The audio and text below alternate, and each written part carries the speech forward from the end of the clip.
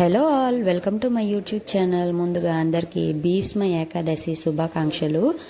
ఈ శుభ దినం రోజున మేము మా ఇంట్లో సత్యనారాయణ వ్రతం అయితే చేసుకున్నాము. యాక్చువల్గా వ్రతం చేయాలని ఎప్పటి నుంచో అనుకుంటున్నాము, కానీ ఏదో ఒక సందర్భంలో అది ఫెయిల్ అవుతూ వస్తుంది. ఇంత మంచి రోజున జరగాలని రాసి పెట్టిందేమో, అందుకే ఫెయిల్ అవుతుంది. ఫస్ట్ ఆఫ్ ఆల్ మెయిన్ గా వ్రతంకి కావాల్సింది ప్రసాదమేనండి.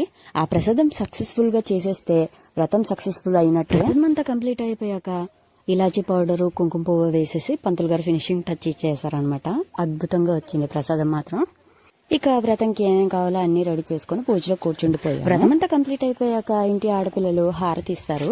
వాళ్ళతో పాటు మా అమ్మ కూడా హారతి ఇచ్చింది.